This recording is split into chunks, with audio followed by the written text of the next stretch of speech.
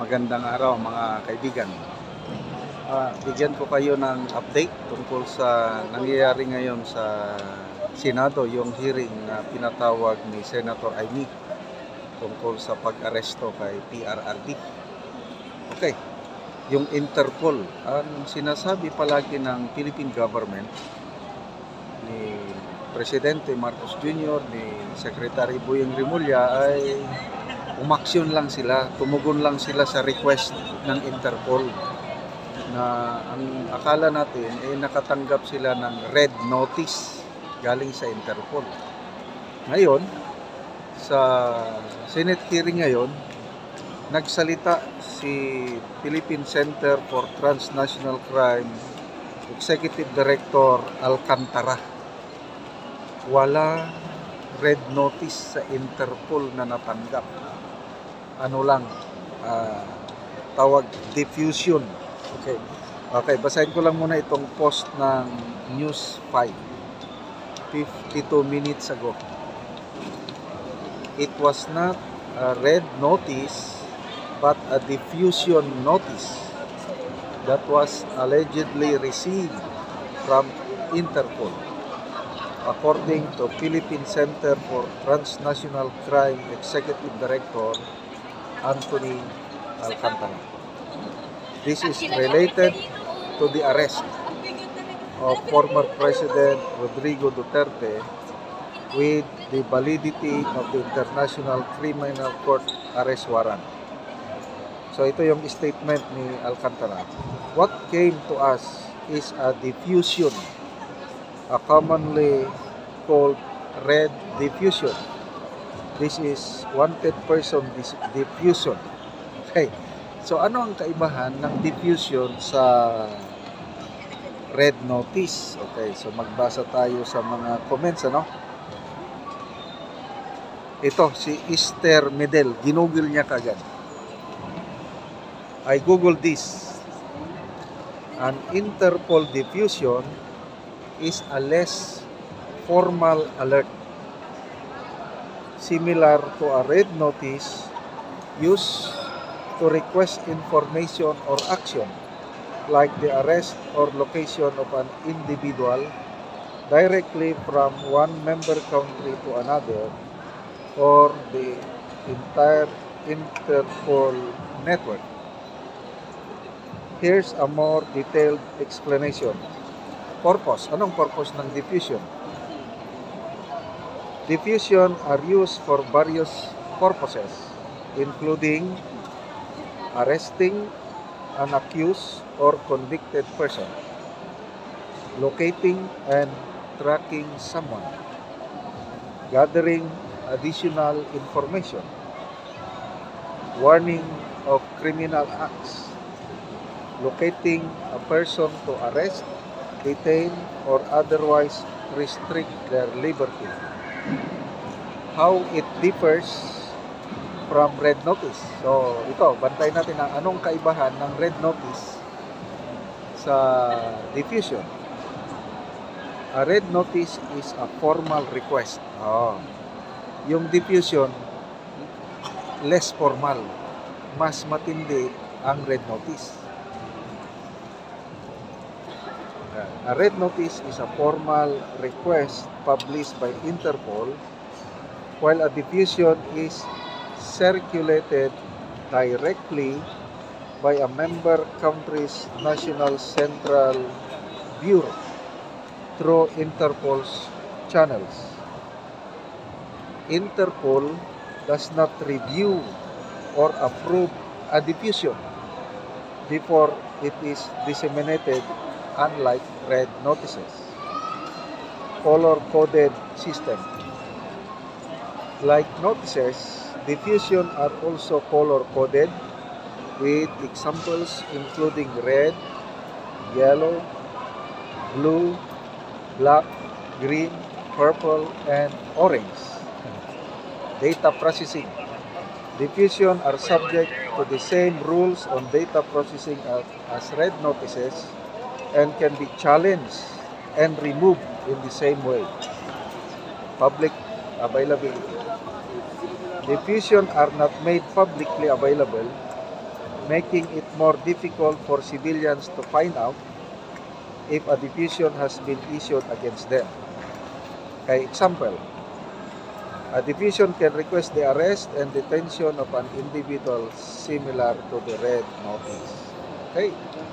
So si Jonel Olamo, sabi niya, ngayon alam nyo na, nagsisinungaling taga Malacanang at lalo na si Diwata Torre. Rishi Bihing, kung maibalik mo si tatay dito at wala na siyang kaso, ibubuta ka namin, pamilya ko. Referring ito kay Senator Amy Marcos. Robelito Buya, name it whatever they want, but the bottom line is we have no obligation to act on it. Yes, wala tayong obligation. Bakit sila nag-apura na inaksyonan? Tony Falcon, Karma lang. Marco Mulado, ipakita na ang resibo.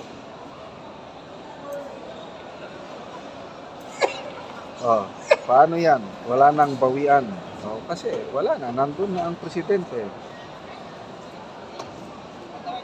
Elmerson Galicia, ang sabi ng Interpol, si Duterte daw ay hindi wanted sa kanila. Wanted lang daw si Duterte sa ICC. Rosana Rico, sabi niya, yung diffusion causes confusion. Correct. Jeffrey Ababa, diffusion lang dapat, walang red. Zen Vladimir, diffusion is not going to extradition unlike red notice. Augie Libres, nako, nag-umpisa na ang laglagan. Talaga, laglagan na ito. Stephen Vallescas, laglagan na. Cheryl Bale, walang consistency ang mga sinasabi, halatang lies. Edwin Signe, kautal-utal na sila sa kasasagot. Abot Merculio, coming from your mouth, wala nang bawian, di kayo magkakasundo sa sinasabi nyo. So yun po ang kaganapan ngayon sa Senate hearing. Klaro na, walang red notice na natanggap galing Interpol. Ano lang, diffusion. Okay mga kaibigan, salamat sa inyong pagsubaybay. Nakakatulong tayo ng malaki sa tribong Talandig sa Bukidnon dahil namimigay tayo ng yero at pako para ma-repair ang sira-sirang bahay ng Talandig. Panoorin nyo ang video na ito. Sa Sitio Garden o among bisitahon si Ante sa iyang balay.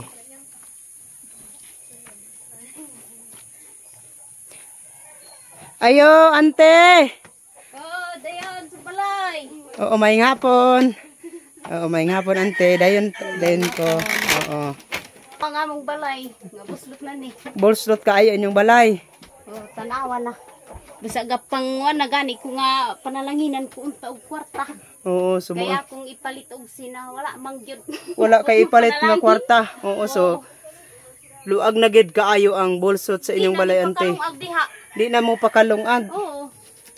So magunsar man maglungag mo. Ay din hina sa Salog ninyo. naghimo na lang ni isa ka abuhan. So lata na gid kaayo ang ilang yero. Pero pakandam na gid ka diha. Oo, mag-andam lang ko din ani kay mabulasot na gid ko ani. Kay mo na ni ang ilang balay. Sa ilang kalisod ilang, Ante, dili na sila kalungag. Kay ang unsaon man nila ani nga paglungag nga ang ilang yero guba na gid kaayo. Importante lang nga hindo lang medyo ang salog. Oo, lagi. So mo na ni ang ilang kusina. Mo na ni ang ilang balay. Ang tubig nga nasalod sa ilang atop.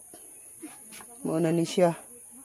So ang kuan yun sa ilang kuan ilang yero. Makita na magid ang langit.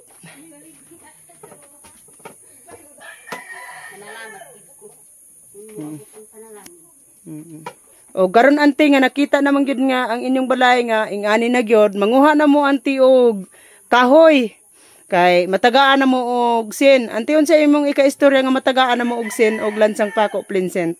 Salamat gid sa Ginoo. Kung matagan mi, manguha gid mi daan og talig kahoy. Oo, mag-prepare ra gyud mo. Pero na mi daan kay aron Oo. sayon ra dayon itaog. Sayon ra dayon ninyo itaod. Mm. Labi na nga nagantos mo ani inyong payag. Nagantos na gid mi. Oo. Sa kung maabot ni ang panalangin, pasalamat gid ko sa Ginoo ba. So kung maabot na ang panalangin, so pasalamat gid ko sa Ginoo na makaabot gid na kay tanawa gid ang among balay. Na grabe na gid kaayo ga ulanan kun dagan na ulan. Na magdagan-dagan na mi didto sa dili nagaulanan. Kun kuan dagan na ang ulan. Sa kun maabot na salamat. Mudagan na mog silingan kung kanang maulan na. Mudagan niya gid mi. So sige ante, salamat. Salamat ante.